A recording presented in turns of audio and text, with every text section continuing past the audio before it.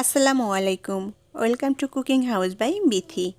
আশা করি সবাই ভালো আছেন। আজ আপনাদের সাথে শেয়ার করব দারুণ মজাদার দই ভেন্ডি রেসিপি।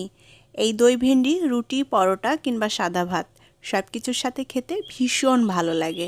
তাহলে চলুন রেসিপিটি দেখে নেই। দই ভেন্ডি বানাতে এখানে আমি কচি দেখে 400 গ্রাম ভেন্ডি নিয়েছি। আর ভেন্ডি রান্না করার সময় অবশ্যই ভেন্ডিগুলো কচি দেখে নিতে হবে, তা না হলে খাওয়া যাবে না। ভেন্ডিগুলোর আগা মাথার দুপাশটায় একটু কেটে নিয়ে খুব ভালোভাবে ধুয়ে পরিষ্কার করে নিয়েছি। আর এখানে আমি ভেন্ডিগুলো সাইজে ছোট নিয়েছি, যার জন্য ভেন্ডিগুলো আস্তই রেখেছি। ভেন্ডিগুলো যদি সাইজে বড় হয় তাহলে কেটে দুটো টুকরো করে নেওয়া যাবে।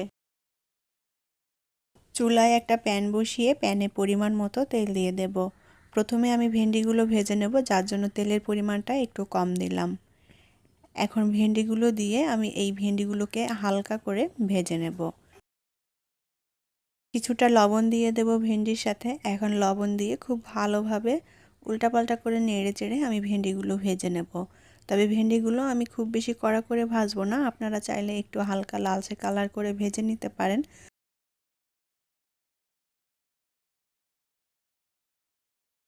আমি 1 মিনিটের মতো ভেন্ডিগুলো উল্টাপাল্টা করে নেড়ে চেড়ে ভেজে নিয়েছি। এখন প্যান থেকে তুলে নেব।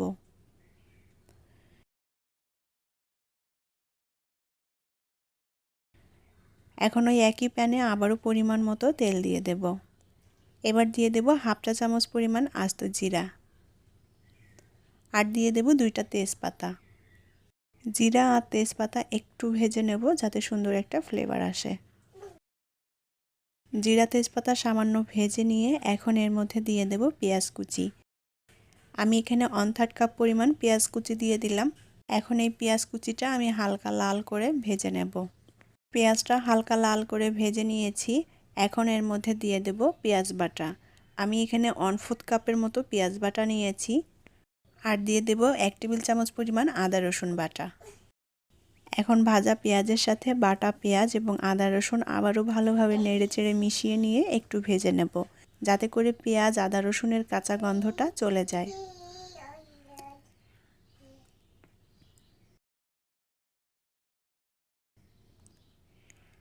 পেঁয়াজ আদা রসুন খুব ভালোভাবে ভেজে নিয়েছি আর এর কাঁচা গন্ধটাও চলে গিয়েছে। এখন এর মধ্যে সামান্য পরিমাণ পানি দিয়ে দেব যাতে মশলাটা পুড়ে না যায়।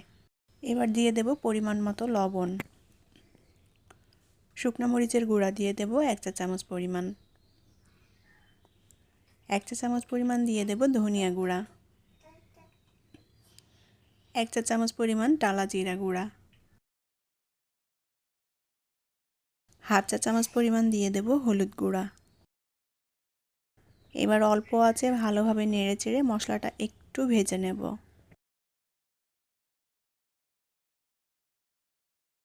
এক মিনিটের মতো অল্প আঁচে নেড়েচেড়ে আমি মশলাটা ভেজে নিয়েছি। এখন এর মধ্যে দিয়ে দেব টমেটো পেস্ট। আমি এখানে মিডিয়াম সাইজের একটা টমেটো পেস্ট করে নিয়েছি। টমেটো পেস্ট কেউ না দিতে চাইলে বাদ দিতে পারেন। আর এখানে টমেটো পেস্টের পরিবর্তে টমেটো কুচি করেও কেটে দেওয়া যাবে, তবে টমেটো পেস্ট দিলে খেতে ভালো লাগবে। টমেটো দিয়ে আবারও ভালোভাবে নেড়েচেড়ে মশলাটা কষিয়ে নিতে হবে। অল্প আঁচে নেড়েচেড়ে আমি মশলাটা ভালোভাবে কষিয়ে নিয়েছি আর মশলা থেকে তেলটাও আলাদা হয়ে এসেছে। বাটিতে আমি হাফ কাপ পরিমাণ টক দই নিয়েছি। এখন এই দইয়ের মধ্যে দিয়ে দেব 1 চা চামচ পরিমাণ চিনি। এতে করে টক দইয়ের ব্যালেন্সটা ঠিক থাকবে। আমি এখানে টমেটো এবং টক দই দুটোই দিচ্ছি, যার কারণে একটু চিনি দিলাম। আর চিনিটা দিলে খেতে খুবই ভালো লাগবে, তবে এখানে কেউ চিনি না দিতে চাইলে বাদ দিতে পারেন। চিনিটা টক দইয়ের সাথে একটু মিশিয়ে নিয়েছি। এখন এই মশলার মধ্যে টক দইটা দিয়ে দেব। দই দিয়ে খুব ভালোভাবে নেড়েচেড়ে মশলাটা আবারও কষিয়ে নিতে হবে। আর চুলার আঁচ এ পর্যায়ে অল্প রেখেই মশলাটা কষাতে হবে, যেন মশলাটা পুড়ে না যায়। আর মশলাটা যত ভালোভাবে কষানো হবে এই দই ভেন্ডির স্বাদটাও কিন্তু ততই বাড়বে। ভেন্ডি খেতে আমরা কম বেশি সবাই অনেকেই পছন্দ করি, আর এটা যেভাবে রান্না করা হোক খেতে খুবই ভালো লাগে। তবে এভাবে দই ভেন্ডি রান্না করলে এই দই ভেন্ডিটা রুটি, পরোটা কিংবা সাদা ভাতের সাথে খেতে জাস্ট অসাধারণ। অবশ্যই বাসায় রেসিপিটি ট্রাই করে দেখবেন, খুবই ভালো লাগবে। মশলাটা ভালোভাবে কষিয়ে নিয়েছি। এখন এর মধ্যে আগে থেকে ভেজে রাখা সেই ভেন্ডিগুলো দিয়ে দেব। ভেন্ডিটা দিয়ে এখন ভালোভাবে নেড়েচেড়ে মশলার সাথে কিছুক্ষণ কষিয়ে নিতে হবে। এখনও যারা আমার চ্যানেলে নতুন, চ্যানেলটি সাবস্ক্রাইব করেননি তারা প্লিজ আমার চ্যানেলটি সাবস্ক্রাইব করে নেবেন যেন আরও ভালো ভালো রেসিপি আপনাদের সাথে শেয়ার করতে পারি। আর যারা চ্যানেলটি সাবস্ক্রাইব করে নিয়েছেন তাদেরকে অসংখ্য ধন্যবাদ। মশলার সাথে ভেন্ডিটা খুব ভালোভাবে কষিয়ে নিয়েছি। এখন এর মধ্যে পরিমাণ মতো পানি দিয়ে দেব। আমি ভেন্ডিতে খুব বেশি একটা ঝোল রাখবো না, মাখা মাখা মতো হবে, সেই আন্দাজ মতো করেই পানিটা দিয়ে দিলাম। আর ভেন্ডি সেদ্ধ হতে কিন্তু খুবই কম সময় লাগে, তাই সেই আন্দাজ মতো করেই পানিটা দিয়ে দিতে হবে। এই দই ভেন্ডি রান্না করতে কিন্তু খুব বেশি একটা সময় লাগে না, 8 থেকে 10 মিনিট সময় লাগে, তাই ঝটপট করে রান্না করে নিতে পারেন। ভেন্ডির ঝোলটা ভালোভাবে ফুটে উঠেছে, আর ঝোলটা আমি আরও সামান্য একটু শুকিয়ে নেব। এখন এর মধ্যে দিয়ে দেব কয়েকটা কাঁচামরিচ। কাঁচামরিচগুলো আমি সামান্য একটু চিড়ে দিয়েছি যাতে সুন্দর একটা ফ্লেভার বের হয়।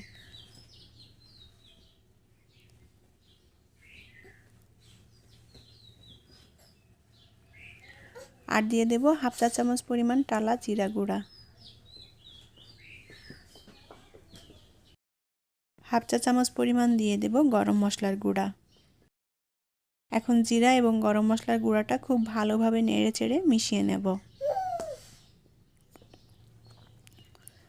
আমার দই ভেন্ডি রান্না করা কিন্তু প্রায় হয়ে গিয়েছে, আর সামান্য একটু শুকিয়ে নেব ঝোলটা। তবে এখানে ঝোলটা আপনাদের পছন্দ মতো রাখতে পারেন, কে কতটুকু রাখতে চাচ্ছেন। আমি দই ভেন্ডির ঝোলটা এরকমই রাখবো, আর শুকাবো না। দই ভেন্ডি রান্না করা হয়ে গিয়েছে, এখন চুলা থেকে নামিয়ে নেব।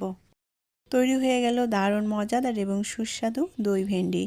এই দই ভেন্ডি রুটি, পরোটা কিংবা সাদা ভাত সব কিছুর সাথে খেতে ভীষণ মজার এবং টেস্টি। আশা করি আমার আজকের রেসিপি আপনাদের ভালো লেগেছে। আর আমার রেসিপিটি যদি ভালো লেগে থাকে তাহলে প্লিজ ভিডিওটি শেয়ার করবেন এবং লাইক কমেন্ট করে জানাবেন কেমন লাগলো।